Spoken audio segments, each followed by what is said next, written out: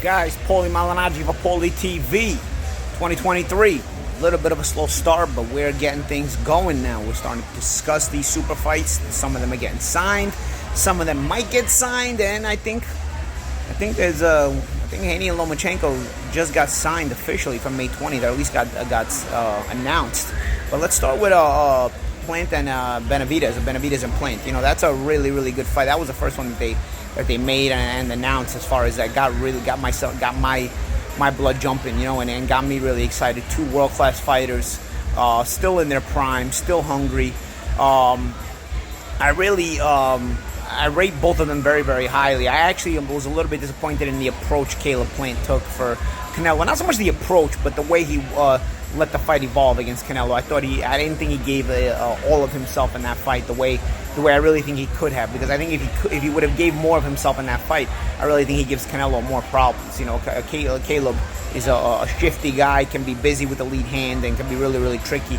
And he just kind of played it very basic, very safe in the Canelo fight, and still performed respectfully before getting stopped. And a solid win on Canelo's record. I think one of the better wins on Canelo's resume.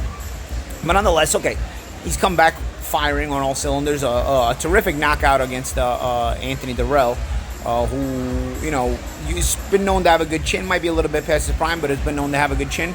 And of course, Benavidez, on the other hand, you know, he's just been a guy who's been destroying everybody in front of him. He's been the boogeyman of the super middleweight division. You know, is he avoided by Canelo? That's kind of the going rumor. Is he avoided by Canelo? Some people agree. Some people don't think he's been avoided by Canelo. Nonetheless, this kind of fight right here, the winner of this kind of fight right here, really puts himself in a big position to fight Canelo. Now, if Caleb Plant wins, you say, "Oh, we want to see the fight again?" Listen, I don't think it would be the end of the world to see Canelo and Caleb Plant too if Caleb is able to beat Benavidez. Because first of all, he'd be generating a lot of momentum, beating the division's boogeyman in Benavidez. And number two, like I said, I think there's more of himself that he could give in the fight than he gave in the first fight. I really thought he underperformed in the first fight, despite fighting in a respectful fashion. So if he beats Benavidez, there's a high demand for me in seeing Canelo versus Caleb Plant too. But the general feeling is that Benavidez is probably the favorite in the fight. He's a high-octane fighter. He's a guy who I think, even through his busy style, probably gives Canelo a ton of problems, because Canelo is a guy who has a lot of problems with busy fighters. And let's face it, Benavidez has been just that. He's been a busy fighter when he's in the ring, throws punches in bunches, throws combinations, and he gives you a lot of trouble. Also, he knows how to fight, knows how to place the shots, fast hands, good body puncher. Really, you know, physically mows you down. So, you know, that's one of the fights that really gets my juices going and really gets me excited. The other one, obviously, we're talking about is Ryan Garcia and Gervonta Davis. It's on one day, it's off another day. It's on one day, it's off another day. I don't know if by the time we get to April 15th if it'll be on or off, but it seems like it's gotten close and it's not gotten close. A couple of thoughts on that fight. It's really weird to me that they made it 136 pounds. Granted, I don't believe Gervonta Davis' belt is a real belt anyway. Right now, Devin Haney has all 4 world titles at the lightweight division. Everybody else is playing pretend. So either way, it wouldn't have been a world title fight in my eyes. But I don't understand the whole 136 pounds just to not make Gervonta's belt be on the line, as if that's a belt worth protecting anyway. It's not even a belt worth protecting anyway. Like you make it a fight at 136 pounds just so you don't have to have the fake belt on the line. Why? Just in case you lose, then you get to keep the fake belt? What does the fake belt mean? I mean, people can sell you on it all you want. It's still not a real title. You know, you still got to get the real titles. That's the problem with boxing today. They, instead of making guys fight each other, they just give them all a belt, and everybody wants to just protect the belt they got. And everybody just feels like they can feel like they're a champion in this. Everybody gets a trophy generation, and then nobody wants to take on the real challenges because, hey, I got a belt, you got a belt. No, it's going to cost you money to come fight for my belt. I don't need you, you don't need me, and the fights never happen. And so this is I found it kind of stupid that the fight with Garcia and Gervonta Davis will be signed at 136 pounds. Okay, some lingering questions with Ryan Garcia. Does he want to be a fighter? Does he want to be a YouTuber? He's got all the talent in the world. He's got terrific power, a good understanding and cognizant understanding of boxing. Gervonta Davis, though, is a wrecking ball. You know, he gets in there. Even if he starts slow in some of these fights, he's processing like a computer chip, and he gets you, he closes the gap, and he finishes you. And when he gets close and he closes the gap, he doesn't usually need a lot of time once he does that. The explosive power gets you out of there. Of course, the thing about this fight is both guys seem to have some pretty good explosive power. So it's not one of those fights where I believe Gervonta Davis could just hang around and let Ryan get away from him and then just catch up to him later. Because if you let Ryan hang around too long, he may start landing those power shots that could hurt you. So that's an interesting fight as well. Again, I'll be breaking all these fights down as they get much closer.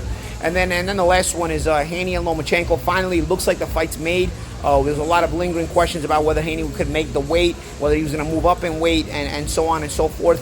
Lomachenko has been wanting a crack at the undisputed title for so long. I know that's been his main goal ever since he turned pro, to become an undisputed world champion. Now he's going to have his opportunity. He let that opportunity slip away from him when he turned down the Kambosos fights earlier.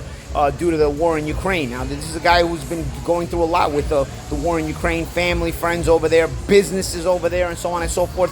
A lot has been impacted in his life. So this fight means a lot for him, I'm sure, from the standpoint of boxing greatness, finances, and also legitimacy as the undisputed number one guy in the lightweight division. But Devin Haney's not going to be easy. Listen, I've criticized Devin Haney in the past. I believe he's had an easier route up to the undisputed title than I've ever seen in my life, anybody else get in my life. But nonetheless, he's still the undisputed champion, and the skill set he performs with has to be kept in mind. He's a big lightweight who knows how to use both his physical size and also his terrific athleticism. He's got a lot of speed, a great sense of timing, and fast feet.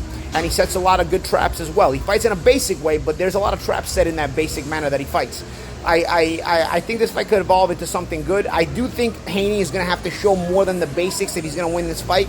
Despite him having the size advantage, Lomachenko has had trouble with bigger lightweights, but he also has shown that he knows how to beat them as well in some cases. So I think this fight could be a good fight. I'm not sure if it's in New York. I know that was one of the rumors. It was Madison Square Garden or the Middle East. I'm not sure. Again, I'll be breaking down these fights a little bit more as they get a little closer to on the calendar. But I just wanted to just point out, boxing is starting to wake up a little bit in 2023 after a slow start, and we need to get all the big fights we can get. So let's hope they keep coming. I know Anthony Joshua's return is slated for April. I didn't really bring this up in this video because he's not. It's not really a big fight, and hopefully Usyk and Fury and Usyk gets made for that undisputed heavyweight title soon as well. And again, I'll be breaking down all those fights. This is Paulie Malignaggi for Paulie TV. I'll catch you the next time.